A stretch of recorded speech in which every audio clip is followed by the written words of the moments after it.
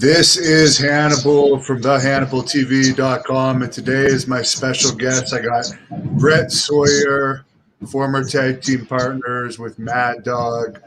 Buzz Sawyer has held lots of titles in the Pacific Northwest, Florida Championship Wrestling, Georgia Championship Wrestling, many other places. How are you doing today, sir?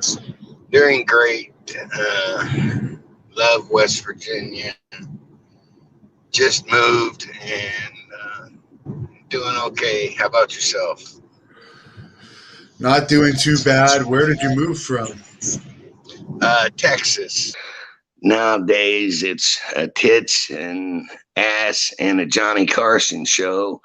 I can barely watch pro wrestling in WWE because it's got girls involved, and you watch an hour show, you might see 15 minutes worth of wrestling. And in the 79, when I broke in pro wrestling, I was a referee at first, and then Ricky Steamboat, Matt Bourne, and my brother Buzz Sawyer trained me for 9 months. And then I went to Portland, Oregon for 6 years, and went to Atlanta, Florida, Japan, and traveled all over the world. And I enjoy pro wrestling. A lot of promoters are different than other ones, but Don Owens in Portland, Oregon was probably the most honest promoter I ever worked for. The most crooked promoter I ever worked for was Bill Watts. But life goes on. Why do you say that about Bill Watts? Yeah, he's just a crooked promoter. He had a sold out arena one night, and he gave me $1,500, and he gave my brother $3,000. And I asked him, well, we both went out there as a tag team. Why'd he get $3,000? You gave me $1,500. And I just told him, I'm done. He goes, oh, you got to put a 2-week notice in. Well, when you do that, they beat you every night. So I just left that day and never talked to him again. So it's not like I really needed it, that's for sure. How was your training itself for pro wrestling with your brother training you and Steamboat? Well, it was a lot different. It was a lot harder. I walked in one day, they had paper bags in each corner of the ring, and I asked my brother Bruce or Buzz Sawyer, I was like, what's all the bags in each corner for? He goes, well, you're getting a little cocky, so you're going to puke in every bag today. So I did 100 drop kicks, 100 hip tosses, 100 back drops, and I was puking in between. And it taught me a big lesson, and I was getting a little cocky. So that was a good wake-up call. And it was hell training, but it made me a better man, that's for sure. So, and staying very healthy helps. How was the Pacific Northwest territory for you? You always hear that they paid really well. Yeah, they did. And Don Owens liked me a lot. So every time Flair came in, he would stick me with Flair. And Rocky Johnson, I was his tag team partner for 1.5 years. And he was always complaining, why do you let Hacksaw, because that's what they called me in Oregon, was Hacksaw Sawyer. Because when I went there, I didn't want nobody to think I was hanging on my brother's coattail.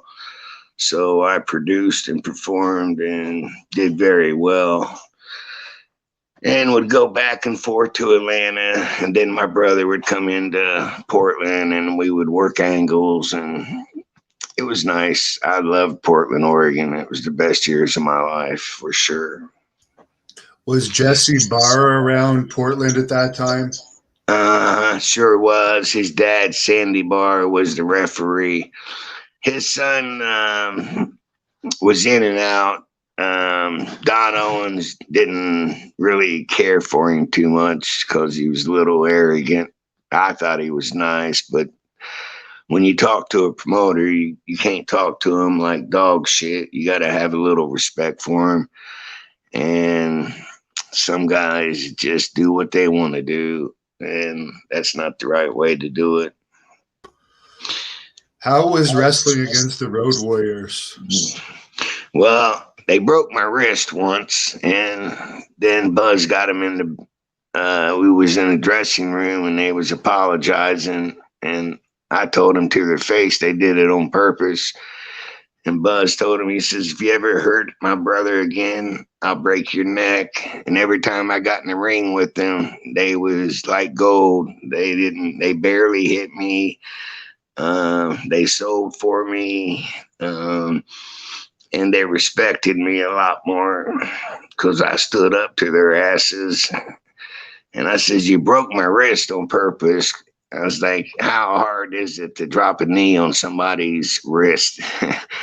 But they're both passed now, so I hope they rest in peace. Would that have been one of the highest money-making feuds you were a part of when you were feuding with the Road Warriors?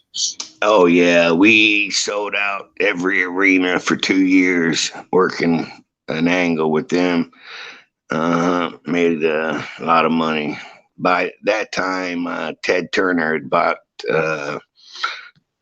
that radio or TV station, and he ran things a little different, and his sons worked for him. And funny thing is, the Sheik he didn't know that was his 2 sons, and he was making fun of Ted Turner because he's got a little tiss to his voice, like.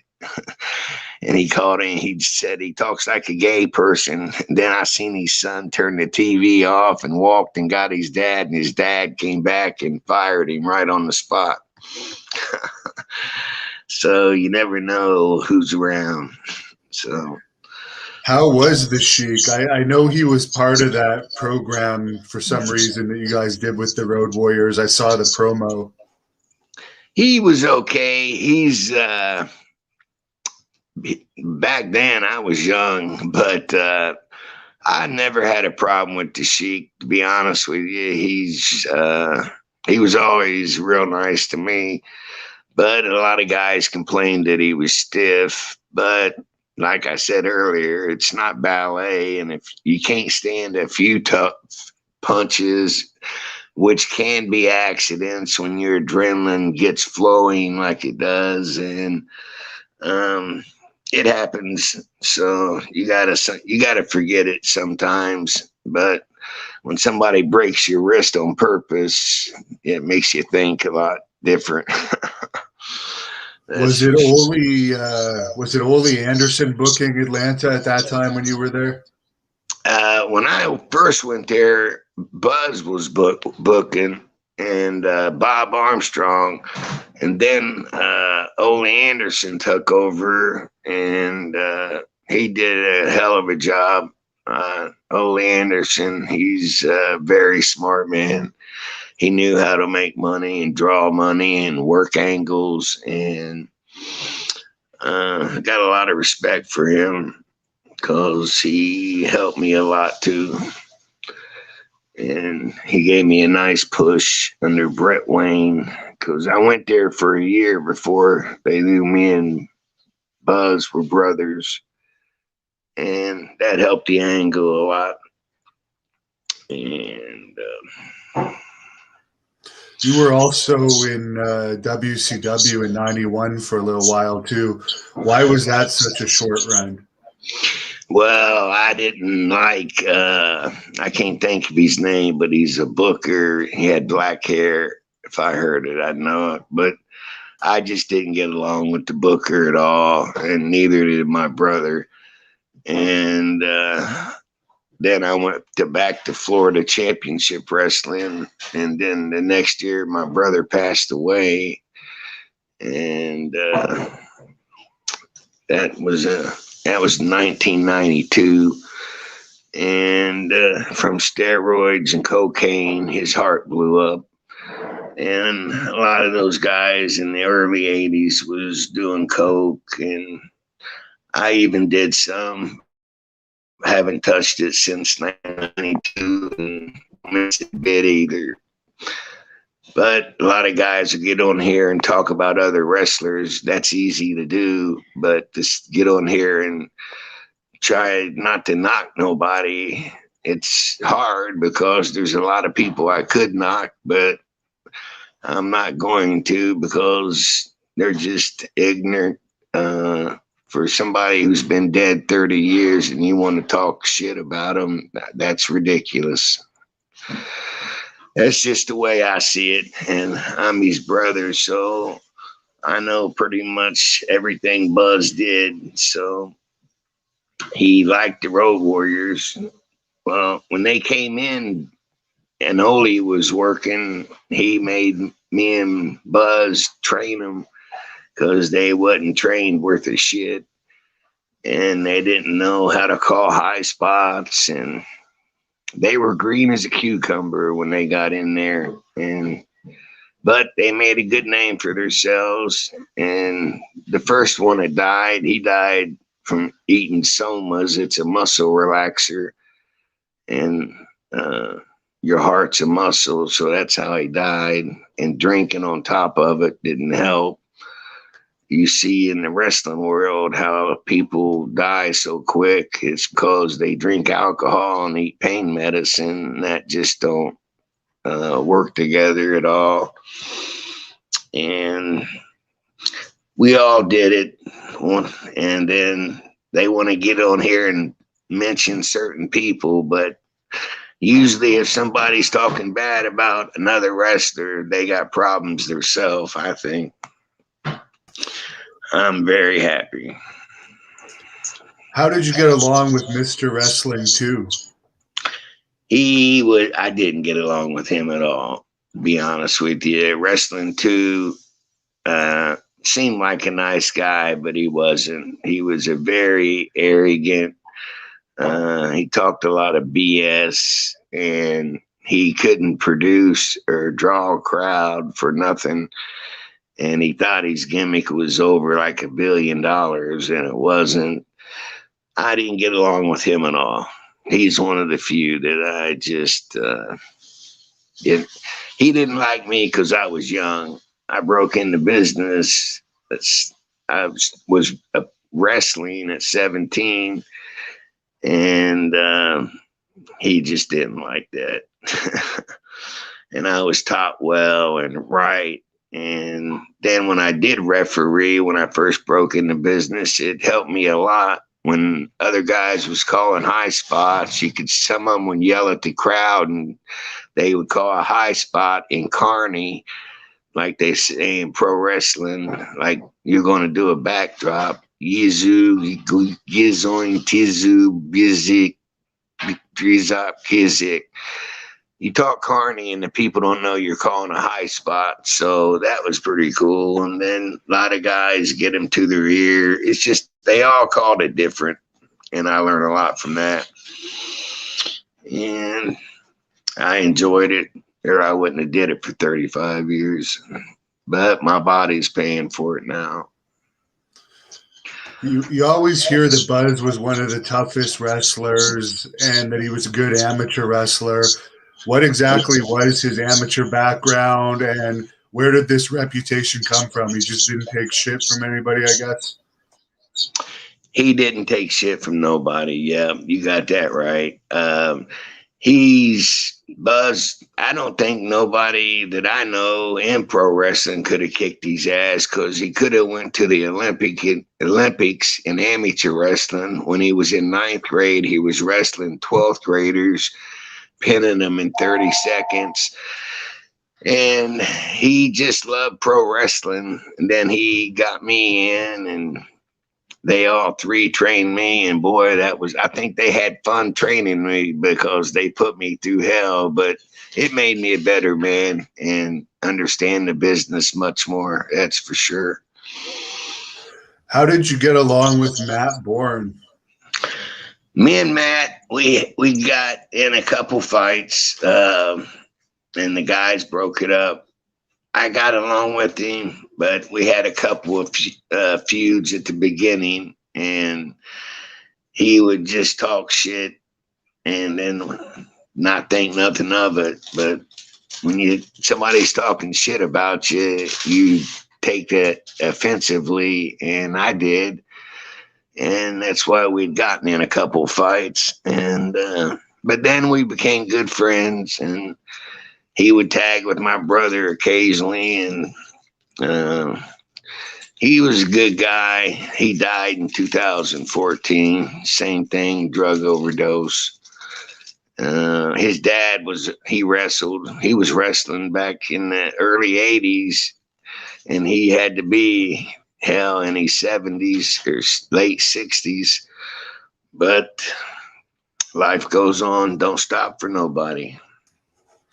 There's a fan on here that would like to know how severe Buzz's wrist and hand injuries were, because he says it looked pretty bad. They were very bad because he would always dive off the top ropes, and a couple of times he broke his wrist, and he would just roll out of the ring and hold it, and then get dressed and go to the doctor and get a cast put on. It happened 3 or 4 times to him, so I'm sure people had to notice it. You mentioned that you wrestled Ric Flair a bunch of times in the Pacific Northwest. How were those matches, and what was he like behind the scenes to be around? He was a great guy, had an easygoing attitude, I thought. Very humble, very down to earth, one hell of a worker. We did a 1-hour Broadway. Then he put me over 5 times in a 30-day period. And he told me, he goes, well, we had the referee check us, and we got face to face. And he goes, well, I'm glad you're here, and I'm sure your brother would be proud of you. And I said, yeah. And we were in the ring, and he says, we're going to go for an hour. You think you can do it? I was like, oh, yeah. And we did. We went for an hour, and he was a great guy. He helped guys. He would talk to you and tell you what you wasn't doing right. A lot of guys didn't want to listen to him, but I did because of the money he's made in his life. And he's made a few mistakes with taxes, but shit happens, I reckon. With Arn, what was the heat over with Arn? Arn just said he knocked Buzz's teeth out and said he kicked Buzz's ass. And first of all, him and one other guy couldn't kick Buzz's ass, and he could pick any guy he wants. Buzz was just plain out one of a kind, unpredictable. And if you pissed him off, you definitely knew it. That's for sure. He didn't take no shit from promoters, from bookers, he did what he pretty much wanted to do. And not too many people would walk up to him and say a word. And to hear Arn Anderson talk all this bullshit about him, saying he was on cocaine. Well, I remember when Arn Anderson was on cocaine, but I didn't get on TV and tell the world like he did. But they always want to say Buzz was the only one doing the drugs. Well, if you look back and you read who died and how they die, well, about 70% of them died from drugs overdoses. And it was nobody's fault but themselves. They can't blame it on promoters or owners who own the companies. They got to blame it on themselves. Now, I went to rehab for 6 months and paid $60,000 or I'd be dead. I wouldn't have been talking today. And I'm just glad I went to that rehab for 6 months. Best $60,000 I ever spent. What would have been the most you did in a day as far as drugs and survived? Because I know back in those days, people did a lot. Yeah, in the early 80s, I hate to say it, but I'd say 90% of the wrestlers did drugs at least. There's only one kid I knew that didn't do them, and that was art bar, and he didn't do them, but everybody else did. They did all kinds of placidils. That's a horse. That's an elephant tranquilizer. They got red ones and blue ones, and the Quaaludes was out then, and it was bad. They were easy to get, and when it's in front of you, sometimes it takes a stronger man, but sometimes you just go ahead and do a big line and go out and wrestle. I just tell it like it is, and about it. Yeah, there was fewer wrestlers that didn't do it than did, I think, back in those days. Exactly. And they'll sit here and tell you about other guys that did it, but I'll tell you, like I told you earlier, yeah, I did cocaine, and I did a little bit of smoke pot and this and that, but back then it was meant. Look at it, Portland, Oregon nowadays, pot's legal, cocaine's legal if you personal use. I mean, that's crazy. Whoever thought they would hear shit like that? I didn't. I didn't even know coke was legal there, but pot's legal in Canada too, where I am.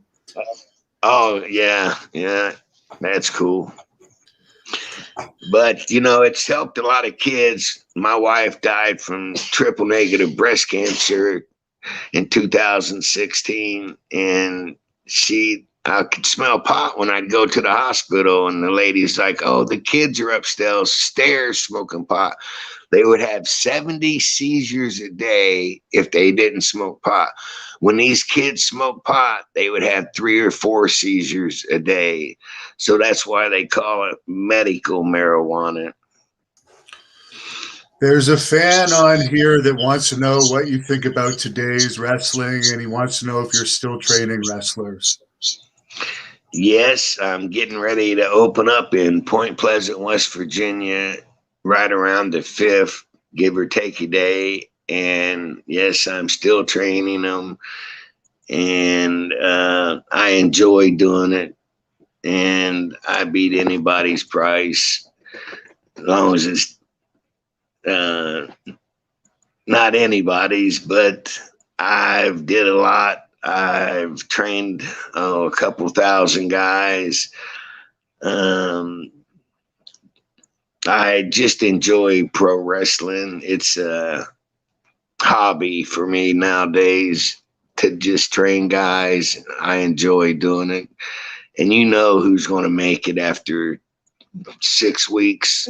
If you definitely know. But it's a 6-month contract, $3,000, and you get out of it what you put into it. And that's about like anything in life. There's a fan on here, Richard. He wants to know who gave you the bubblegum gimmick kid in the revival of the Florida Championship Wrestling promotion. Well, there's this little story behind that. Dustin Rhodes didn't make grades to do pro football, and his dad, Dusty Rhodes, wanted him in pro football. Well, his dad wouldn't train him, so me and Steve Kern trained him. Then his dad got pissed at me because I trained him, and he was the booker, so he gave me the gimmick, the bubblegum kid. Well, yeah, I was a little pissed, but I took it and bit my tongue, and I made it into more than the bubblegum kid. I came out, they gave me 2 big boxes of bubblegum to throw out. They said, well, don't throw it all out. The first can, I would throw all of it out. The second can, I would throw half of it out and then try to spread it out. That was Dusty Rhodes giving me that name because he was pissed off because Steve Kern and me, we both trained his son. And he didn't like it for the first couple years, but he got used to it. So...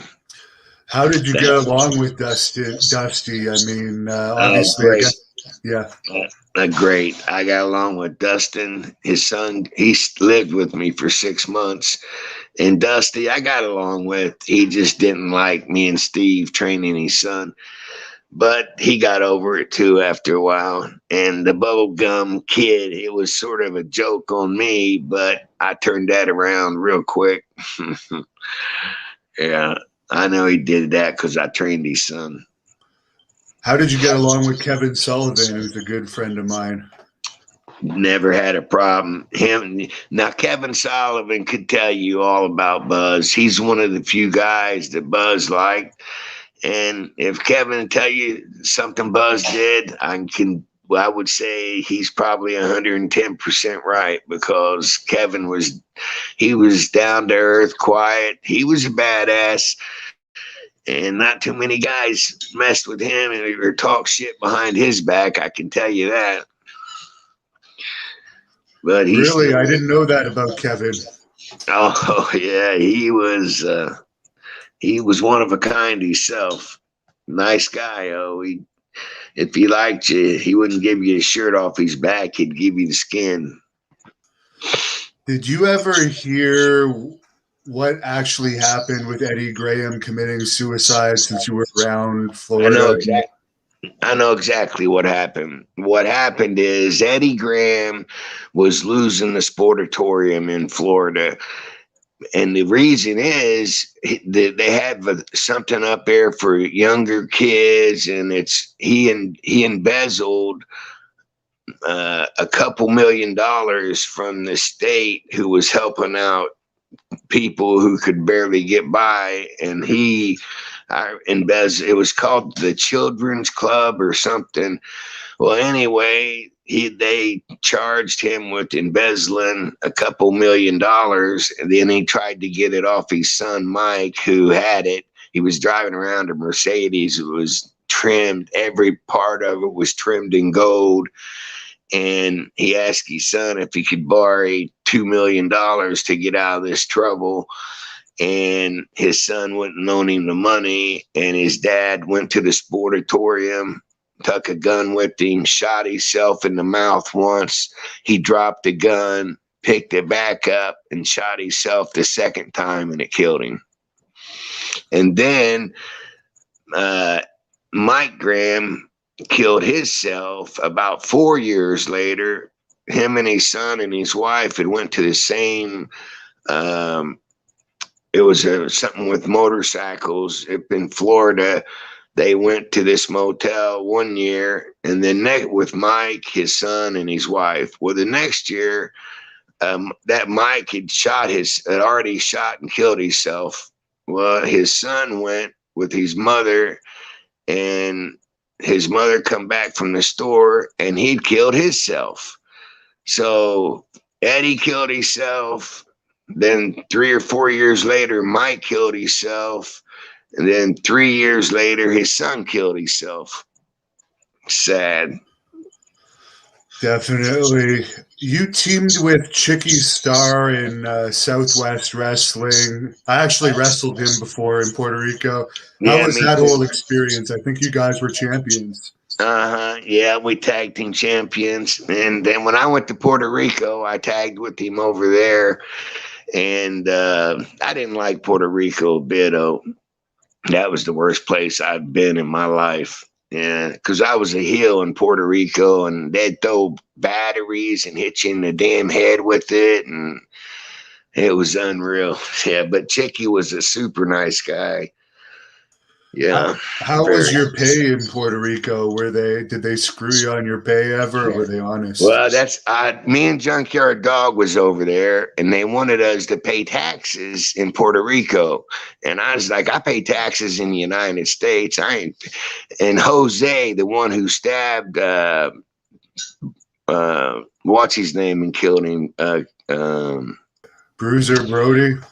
Bruiser Brody, yeah. This guy, Jose, is the one that stabbed him 3 times. I had done left the building, and we went to a bar. This is 30-some years ago, and he had stabbed him 3 times in the shower because he owned 10% of the company. and they wanted him to do a job, and he didn't want to do a job, and he had a percent in the company, he said, and Junkyard Dog seen it. He said he stabbed him 3 times and just walked away, and he fell to the ground, and he didn't give a shit about nothing. And they took him to jail. 2 hours later, he walked in the bar like nothing ever happened. It was crazy. I said, so anyway, when we told that promoter that we wasn't paying taxes, he goes, well, we'll put a kilo of cocaine in here and you guys will go to jail. And then we're like, we'll pay taxes. We'll pay taxes. So soon as Jose left the motel, I looked at Junkyard Dog. I said, I'm getting out of here tonight. He said, me too.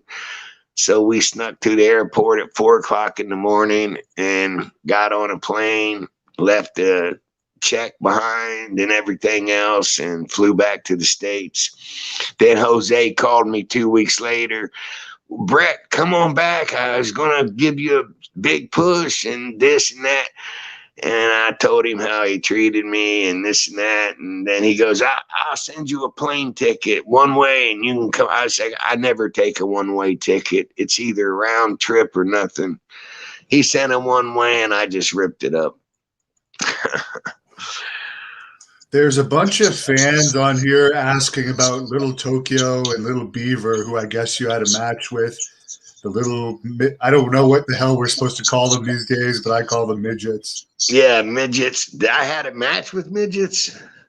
That's what people are saying. I don't remember that, but people seem to remember you wrestling those guys. Do you remember that? Not midgets, no. We might have did a tag team with like me and 2 other midgets, me against 2 midgets or something, but I don't even remember that. Where was this at? They didn't say, but there was about 3 fans that asked that question. So maybe you guys, if you're still watching, let us know. For Bruiser Brody, did you know him personally before he passed? Yes, I did. He's a real good friend of my brother's. Buzz's. Yeah, very nice guy, very down to earth, very humble for a big guy, and he got over like $1 million. He was a good heel. You also feuded with the Midnight Express, I think, when you were in the Crockett's territory. How was that? And they're very, you're talking about the blonde-headed guy, right? I think it's Bobby Eaton and Dennis Condrey, or Bobby Eaton and Stan Lane. There was 2 versions. Okay, well, I trained Tommy Rogers, and he passed away a couple months before my wife did in 2016, and he was tagging with Bobby Eaton. They're not Bobby Eaton, Bobby. I forget. I think they went not the Midnight Bobby Express. Fulton, the Fantastics, I think. Yeah, that was it. The Fantastics. Who was the guy he trained with or wrestled with? Bobby Fulton, I think. Yeah, Bobby Fulton. Mm-hmm. I was in Oregon. Tommy was in Florida working at the mall. I told him to come on over or fly to Portland, Oregon, and I'll train him. And I did. And then he left and pretty much made it on his own. And when him and the Von Erichs went to Hawaii, Kevin Von Erich and him, the police said, well, Tommy beat up one policeman. He was looking at 5 years in prison. And first it was 10 years. Then I reckon he got it dropped to 5, but he decided to kill himself. So he had a bottle of wine, and they said that he had a bottle of 60 somas and there was 20 of them left. So he must have ate 40 of them in a 20-hour period, which was really the highest muscle relaxer you could ever get, because 2 or 3 of them make you seem like you drank a case of beer. So they were very, that's how it was. So he thought he was going to go to prison for 5 or 10 years. So he decided to OD, which that's the worst sin in the Bible. and I found it hard. And then nobody would get him back to the United States, so I opened up a GoFundMe on Facebook, and we got enough on there to 2,200 to get him back to the United States. And then I let his sister take it from there. But Tommy was in there with them. But talk to back up to get to what's that? The Midnight Express. Do I like those guys? To be honest with you, they're probably likable guys, but all I've ever heard them when they get on YouTube is knock people. And I just sat there and couldn't believe how they was knocking so many people when, to be honest with you, they act like they was the world tag team champions forever, but I don't know. I don't know why everybody gets on YouTube to knock people. I get on YouTube to talk and take up for my brother, and people want to knock me. They can knock me all they want, but they don't know what I've been through. I've lost my whole family to death. 4 brothers, a mother, a father, and then my wife. So life's short, that's for sure. Did you know Gino Hernandez when you were in the Texas territory? Yeah, Gino, real good. It's been a while since he's been there, though. Yeah, what were your thoughts? Did you think he really just overdosed? And there's all these conspiracy theories out there now. For who? For Gino Hernandez. You can't believe half of what you hear. So what? I mean, is that the way he died? Is it an overdose? Supposedly a cocaine overdose, yeah. Well, we did do some together, and but like you said, in the early 80s, it was not unheard of. It was everywhere, to be honest with you. That don't mean you had to go get it. And some guys did it all the time, and some guys did it occasionally, and some guys had to have it. I mean, there was 3 different ways to go about that. And really 4, not do it. But I don't know. When you're traveling a lot, we did a lot of traveling in Georgia and Florida and Oregon. Didn't do as much flying in Oregon. We did more anything under 300 miles, they'd make us fly, and anything under 300 miles, we would drive. But the best territory I'd ever been to was Atlanta and Portland, Oregon, for sure. Do you have any stories about the Von Erichs? Oh God, I got a lot. They was always huffing on gas. It's they have a big tank in their house, and you pull up, and they was always getting high as a kite. Oh my God, they're all dead except Kevin. He's still in Hawaii. The youngest one, I think he shot himself in the chest, and the rest of them pretty much OD'd. His dad, he was mean as hell. He was very, very mean. I seen him grab his boys and talk to them like a dog. But he made money, but he was a prick, that's for sure. I felt sorry for his kids, the way he treated them. It was unreal. Did you ever wrestle any of the kids when you were in the Texas territory? Well, the only one that was left to wrestle was Kevin, and he's semi-retired, pretty much like me. He told me he wouldn't wrestle again unless it was in Japan, and he's gotten his dad's estate in Texas, and it's unbelievable. It's worth a couple million. I don't know why he's got a place over in Hawaii, but he just must like Hawaii. I've been there a couple of times. It's nice, but it's not that nice. But he likes it, so that's all that counts, I reckon. Did you ever meet Andre the Giant? I tagged with him for 5 years. Well, Oh, you can wow. go on YouTube. Yeah, you can go on YouTube and pull it up. Brett Sawyer and Andre the Giant. Yeah.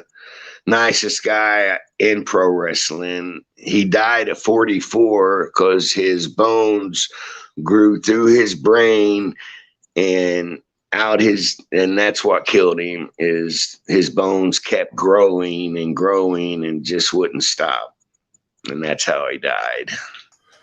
Is it true he was very generous and would always buy dinner and stuff on the road? To be honest with you, he was never like that with me. He's always very humble. He'd want to get if it was over 300 miles or under 300 miles, he'd want to get a case of Budweiser and 2 bottles of vodka. And by the time you get to that town, had it all gone. He could drink a lot, I can tell you that. But he was the nicest guy in the world he's the nicest wrestler I ever met, I can tell you that. And he broke my seat, and I told Don Owens, he was the promoter, and he was like, well, heck, go tell him to pay for it. I was like, you told me to drive him around, and I'm tagging with him. You go tell him. He was just joking with me, but he paid for it. But Andre, I thought, was super nice. He always calls people boss. And I asked him, why do you call everybody boss? He said, it's hard to remember everybody's name. That's funny. Uh, Now, as far as Ken Shamrock, I understand your brother trained Ken Shamrock. Did you know him at all in those younger days? oh, yeah, I helped him train Kim Shamrock. I was flying in I was in Atlanta then, and he was in California, and I would fly in and out every other week.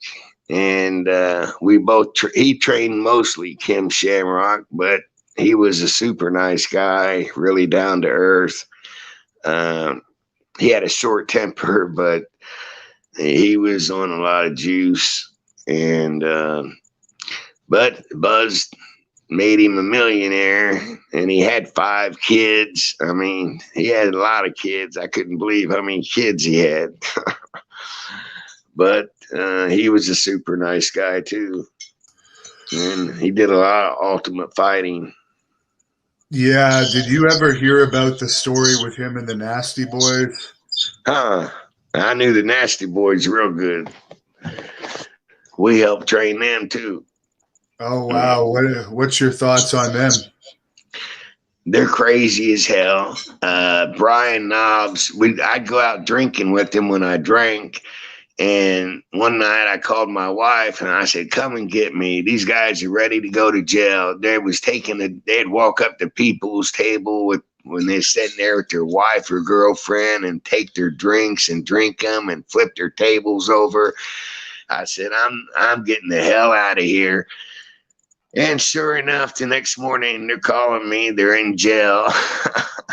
I knew they was going to go because they was just out of it.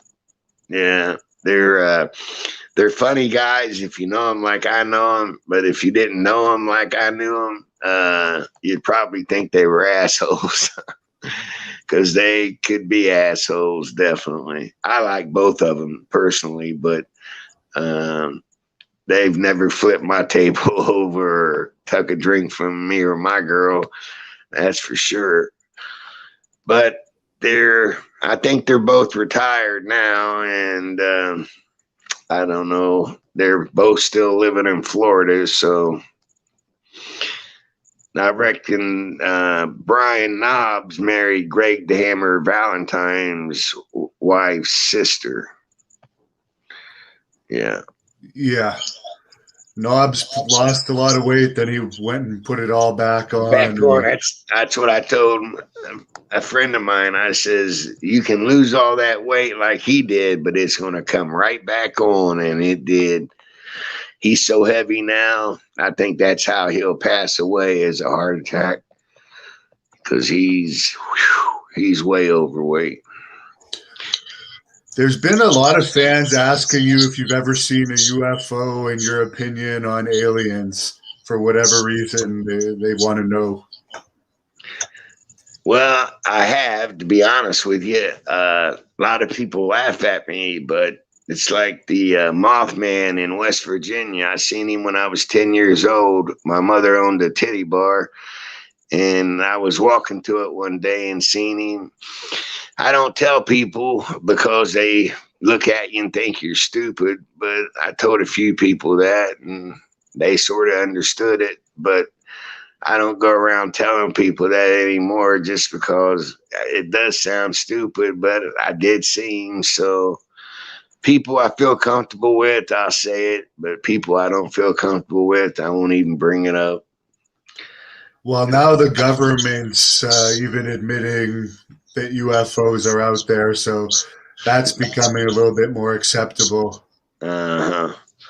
Yeah, you just got to say what's on your mind, and it is what it is. And I definitely seen the Mothman, I can tell you that.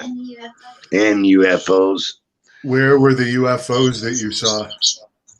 Well, I seen them in the Ohio River. I seen them in Florida Ocean. That's about the only two places. And the Mothman I seen here in Ohio, Canalga, Ohio. That's right beside Gallipolis. It's right over the bridge from West Virginia. That's where I'm living at now, is West Virginia. And I love it. It's much better than Texas, I can tell you that. For the UFO, you said you saw one in Florida over the ocean. We always hear about UFOs and water, like there's some connection because they go underwater too. Do you have any theories on like what they could be doing underwater?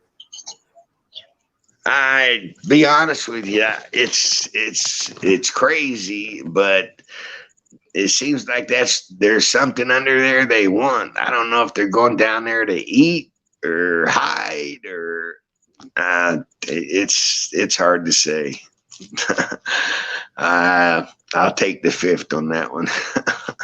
Now, the Mothman, I don't know that much about it, but I've heard about it. What is that? Oh, it's a big thing. It's a bird on steroids. That's a funny way to say it, but it scared the hell out of me when I was 10 years old. I can tell you that. And right after that, we moved to Florida because our house burnt down. But and the bridge fell.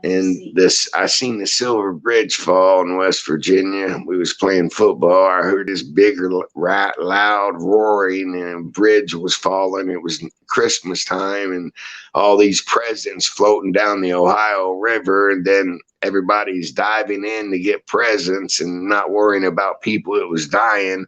I thought that was crazy as hell. But I've seen a lot in my life, that's for sure.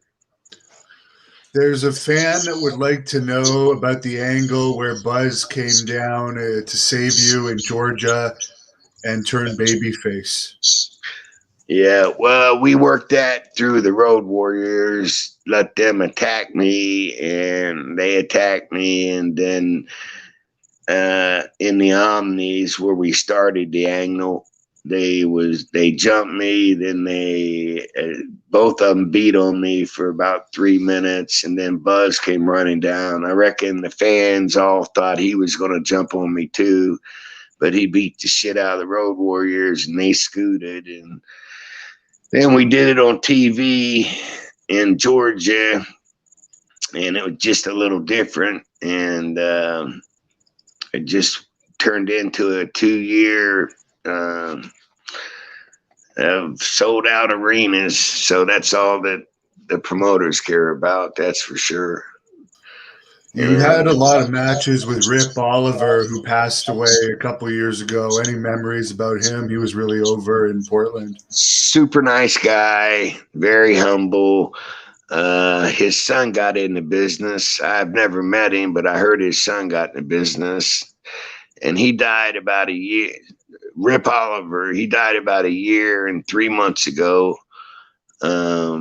He'd been sick for a couple years, and I think he died of, I don't know what he died from, to be honest with you. But I got a couple calls when he did die, and people was talking to me on Facebook. But he was a super nice guy, very easygoing heel. He didn't whine. He just went out and did what he had to do and move on.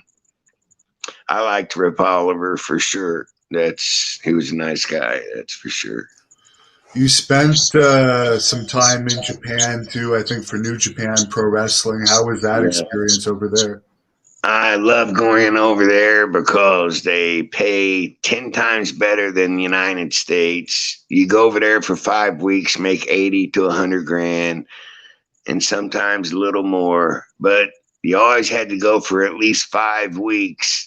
And then you can only go through customs with $9,999. So me and Buzz would take money on each other's back and around your legs and smuggle it back in. But nowadays they got dogs that smell money, so you can't do that no more. But we would try to send as much as we could home, but that was almost impossible for Buzz because he made a little more. But Japan was my favorite place for sure. Yeah. Did the Mafia ever take you out for dinner over there? Well, I tell you what, we had dinner with them, but we just accidentally, they all dressed in white, and they would ride the train over there, and the guy in the middle, they would get out and make a circle around him, the head guy in the Mafia in Japan, and they paid for me and Buzz's meal. Then a couple of them came over and talked to Buzz for a while. And there is a Mafia over there for sure, and they let you know it. Yeah. Who were you wrestling over there? Because you always hear the Japanese will try and take advantage of Americans. Oh, yeah. They tried to shoot on me and stuff, and I'm a pretty good amateur wrestler, too. And I would just shoot back. And then when I tagged Buzz, I said, fuck him up. And he did. And Buzz stretched him, and he tapped out. And that wasn't the finish, but Buzz finished it a little quick. And when we got back in the dressing room, he got in a fight with the guy. Didn't last long. But yeah, it's hard over there. If out of 100% of pro wrestlers, only 20% ever make it to Japan. And the 20%, they got to be halfway decent workers, or you wouldn't be going to Japan, because they're stiff as hell over there. That's the only difference between Japan and America. They pay better, and they're a lot stiffer. They make sure that they're stiff for sure. That's just the way they work, So Buzz and them got along good. When you were in Central States, did you ever wrestle Harley Race? No. I was down there. I wrestled Marty Jannetty. He was one of my old tag team partners. But Harley Race, that's one guy I never was in the dressing room with him. But I was usually a baby face. But when I went to Japan and out of the States, I would be a heel, turn heel anyway. And I like being a baby face better, that's for sure. The heel shit, just don't get it with me. But Buzz was one of the best, and he turned baby, but he didn't like baby, and I didn't like heel, so. But then he died at an early age, so they say the good die young. So I reckon it is what it is. You mentioned that he beat up the Japanese guy after the match. Did that happen very often in the U.S.? No. No, never. I mean, I've seen Buzz grab a couple guys just for them running their mouth, but he never got in a fight. But a lot of you could see a guy pacing. You know, he's working with Buzz on TV. Because when he gets on TV, he was stiff, and he told guys, he goes, well, if you ain't stiff on TV, you better be, because I'm going to be stiff. Because you got to figure there's hundreds of thousands of people watching Ted Turner's station, and you can't turn that camera. It don't have reverse on it. It just keeps rolling and rolling and filming. So if you mess up, you got to just keep on going. That's what they told me to do, and that's what I always did. When you were telling the Undertaker story earlier, you were driving and it kind of cut out. I was wondering if you could give your version of the whole Undertaker training story that Undertaker told. Okay, Buzz worked like you. For example, when you train a guy to become a pro wrestler, you can't train him and then let him miss 4 or 5 payments and then keep training him. Because say I train you for 6 months and I ask you for $3,000, well, you could, if I let that 3 or 6 months, 4 months slide by and I ain't collected no money, and the guy's already knows 3/4 of what's going on, it ain't like you're selling them a car and you can go repo it. You got to have your money before you teach them everything. And a lot of guys would try to get over on you and, oh, I'll pay you next week, or I'll pay you next week, and keep putting that off. And you're just screwing yourself. It's much easier to get half down and let them make little payments, and it pays off much better. So what happened? Did he really only train the Undertaker a couple times, or what was the version? He trained the Undertaker 4 times, and the last time he got caught, the Undertaker got cocky with one of the students and tried to stretch him. And Buzz jumped in the ring and told him, he says, you want to stretch somebody, stretch me. And then Buzz got on him, stretched him until he started crying like a little bitch. And he started crying. I about had a heart attack and never came back. And then after that, he says, oh, Buzz trained me once and ripped me off. That was so much bullshit. The Undertaker should have never stretched one of his students, because first of all, he didn't sign no waiver.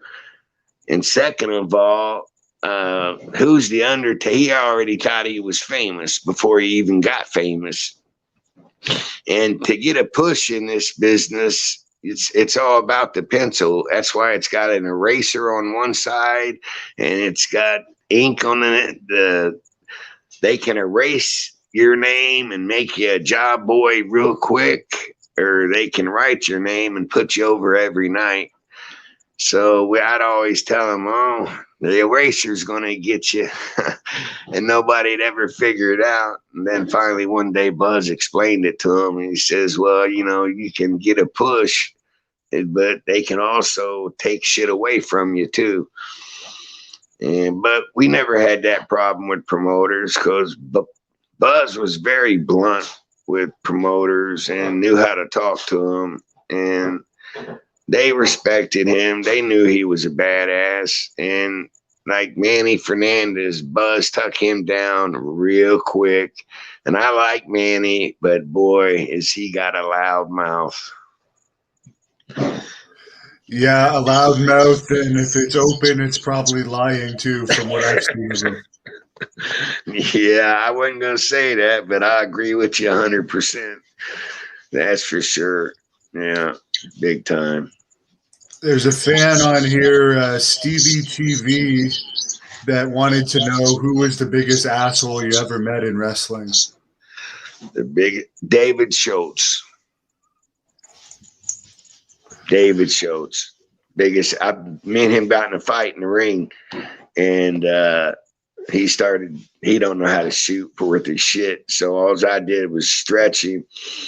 And he's like, let me up, Brett. Let me up. I was like, you ever hit me like that again, mother? No, I ain't gonna cuss, but I said, you ever hit me like that again? I says, I'll break your neck. Then he started cussing and walking and talking. And he walked away talking. So I just let him keep walking. Yeah, he is the biggest asshole I ever met in my life. David Schultz. Yeah. Sean, watching on here, says the Undertaker claimed he got Buzz's dogs. Was that true? Hell no. Buzz had me and Buzz both then were living in Texas, and Buzz had Rottweilers, Bull Mastiffs. We had all kinds of dogs, and he didn't take Buzz's dogs. That's about like Arn Anderson saying he knocked Buzz's teeth out. That was from when he wrecked his Porsche. It hit the steering wheel and then knocked his one tooth out. And the way he talks, he knocked all of his teeth out. Just bullshit. I don't know why they want to talk to the dead like that, but they do. Because they don't have to worry about retribution and they can just make stuff up. Right. And that's why I was like, man, I'm about sick of all this bullshit. I want to have to put my 2 cents in. Because my brother was, me and him was like close as close can get. Jason wants to know about your blade job in Portland. Did you do some crazy blade job in Portland?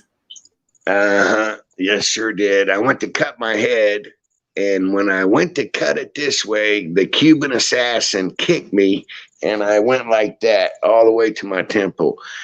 And that's why you'll see on YouTube a picture of me with my face covered with blood and on my chest covered with blood. It says the worst blade job ever. But it wasn't on purpose because I was just going to do a little snap. And when I had that razor right there, he kicked me and I just went like that. And I was bleeding like unbelievable. It says the worst blade job in pro wrestling, but I don't know. Maybe Dusty might beat it. He got juice. He'd cut his arm. He'd cut his shoulder. He'd cut his belly. I mean, it was crazy. Sunset Moth wants to know who was the easiest wrestler for you to work with and who was the hardest in the ring. The easiest was would be Flair. And the hardest would be David Schultz. He didn't want to sell. He was a heel. He didn't ever want to sell. He just always wanted to be the king. And his body pretty much spoke for itself. He had pencil arms and he didn't put no time into working out or training or endurance, which is the 3 main things in pro wrestling. If you don't have endurance, you're screwed. So David Schultz would be the worst and Flair would be the easiest. A few fans have asked about Bam Bam Bigelow. Did you know him? Very good. Lived in Florida. I can't think of the name of that little town, but I like Bam Bam Bigelow. The first time I met him, I was heading to Japan, and he was new at the sort of green, but he always treated me nice, and him and Buzz got along. He had problems with a few other guys, but I don't get into other guys' problems like all these other idiots want to talk about dead people. I just try to think the best of somebody until they prove me wrong.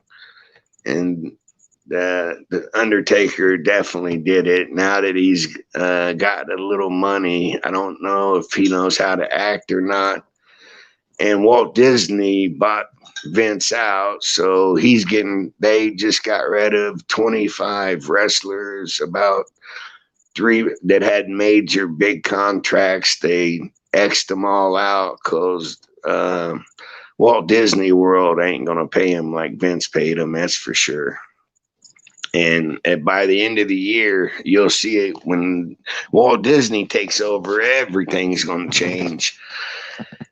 And because I can't think of the guy's name that married Vince's daughter. Triple H, Paul Levesque. He just retired, right? He only wrestles occasionally. I don't know if he's gonna wrestle again or not. He's in the office. Yeah, exactly. He said he was busy in the office and he's making more money in the office. So I doubt he said he was going to retire from pro wrestling, but I would too if I was married to Vince McMahon's daughter. So yeah, great politician. Who told you about this Disney information that Disney bought WWE? What you're saying? Greg Valentine, and it was all over the news in Florida. Walt Disney bought WWE out in 2018 and gives them 2 years, and then that gimmick, whatever you want to call it, happened, so that slowed it down. But the end of this year, you'll see a big difference in Vince's show because Walt Disney will be doing it their way, and there'll be a lot of changes. Can't wait, because I tell you, nowadays it's a tits, ass, and Johnny Carson show. I cannot stand to watch WWE wrestling because out of an hour show, you might see a 15-minute match. And I think everybody would agree with that. I've had dozens and dozens of fans tell me, Brett, I loved wrestling when you did it in the early 80s, but nowadays it's all about tits and ass. I got everybody telling me that. What do you tell them? It's just the way Vince wants it, and it sells, I reckon. But Walt Disney ain't going to go that route, I don't think. But we'll find out. It's coming up. About 5 months left. Buzz had a very short stint in WWE. Why was it so short? He beat the shit out of Vince McMahon. That made it real short. He didn't like him. He screwed him on a payoff, and they got in an argument, which turned into a fight. And of course, Vince lost, and Buzz lost the job. But that wasn't a problem. Back then, there was 40-some territories you could go to. Nowadays, there's 5 territories. Is that why you never got a WWE opportunity too? Because there was heat over that fight? Big time. Yeah. But I really didn't care because everybody that, like Buddy Rose, he was in Oregon. He told me he didn't like it in WWE. And it is what it is. I think I had a hell of a run, 35 years of even staying in pro wrestling. I know guys that didn't make it 7 years. I know, I don't know how long Arn Anderson wrestled, but it wasn't too long, that's for sure. He got a run in WCW. He got a little push, and then he got a push with the 4 Horsemen. After that, I can't think of much he did do. No, they try and rewrite history like he was super over, but in reality, he wasn't. Not a bit. Yeah. And that's just being honest. I mean, think about it. He always got jumped on somebody's shoulder to get a push. When you go into new territories, they either like you or don't, and you find out real quick. You can tell by the vibes. Did you know Roddy Piper at all from the Portland territory? Oh, I'll tell you a story. The first time I met Roddy, he came into Portland. He's like, "Hat, come on with me. Me and your brother was good friends." I was like, "Oh, okay." So we went on a 280-mile ride. And I had a beer in my hand and I spilled it. And I was like, "Oh, it was in a rental car." And Roddy's like, "Don't worry about that, Hack." He's like, "Well," he grabbed the beer and opened it and poured it over the dashboard. He said, "See, I don't give a shit. Spill all the beer you want." But he spilled it all over the top of the car just to make me feel comfortable. Yeah, Roddy, he even announced, he said, "I'll die before I'm 61. And he predicted it. He did die before he was 61. And he's the nicest guy in the world, I think. If you can't get along with Roddy, you got problems. For sure. Have you seen his daughter wrestle at all? She's getting into the business now. I didn't know he had a daughter. Yeah. She Daughter. wrestles? Yeah. Her name is Teal. Teal. I have to look out for that. There's a fan on here that is wondering what you think of this death match wrestling stuff. Is what now? There's a fan wondering what your opinion is of this death match wrestling where they use light tubes and all this crazy stuff. Yeah, I think it's the drizzling shits. It's out of control. Yeah, that's nothing to do with pro wrestling. And that's like, I understood about the Vince putting all these women in there and signing them on big contracts. And I don't know, his dad was like day and night. I met his dad once, nicest guy in the world compared to Vince. But Vince is a successful man and made a lot of money. One thing I don't agree, I'd seen his wife do an interview on CNN, and she said, "Well, my husband was cheating on me and I caught him."